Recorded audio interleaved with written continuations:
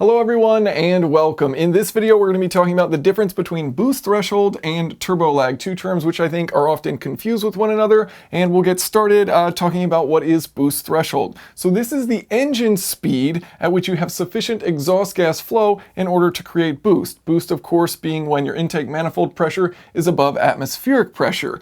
So here we have a simple depiction of a turbocharged engine, and basically that piston's going to be moving up and down. As it moves faster, you're flowing more gas through the exhaust, and eventually that's enough gas to spool up this turbocharger and then pull in air. So that RPM at which you're producing enough exhaust gas to start this turbocharger spooling up and producing positive intake manifold pressure, that is your boost threshold.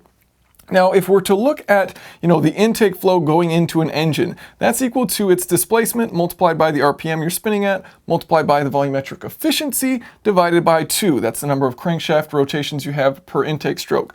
So as an example, if we were to have a 2-liter engine spinning at 4,000 RPM with 100% volumetric efficiency, at 4,000 RPM it would be producing 4,000 liters a minute that it would be pulling in order to use for combustion.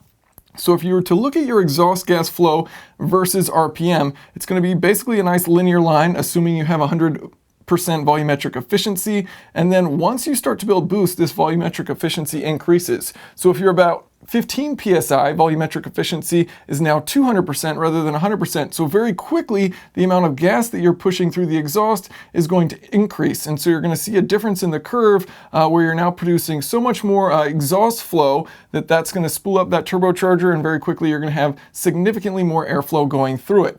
So that is boost threshold. Now moving on to turbo lag. This is the time delay above boost threshold when you are operating at an RPM high enough that you can create boost. The time delay between when you open up the throttle from closed to when you actually start to receive boost. So the order looking at an engine right here, first of all you have your throttle closed, but let's say you're operating at 4,000 RPM and your boost threshold's 3,000 RPM. You're well above what you need to be in order to create that boost. So you press the throttle pedal, you open it up, it starts to then, intake more air flows, more exhaust gases through the turbocharger. That starts to spool up your turbocharger. You start pulling in more air, and then eventually that air passes through this intake, through the intercooler, through the throttle body, into your intake manifold, into your engine, and eventually you do start to create boost. So that time delay is what turbo lag is. Now, if you are operating an engine, in this lower RPM where you aren't above the boost threshold and you floor it, you may think, okay, I've got this enormous amount of turbo lag because it takes until 4,000 RPM, when in reality you just don't have enough gas flow in order to spool that turbo up. So there's a bit of a difference. I think a good example is the previous generation Subaru WRX.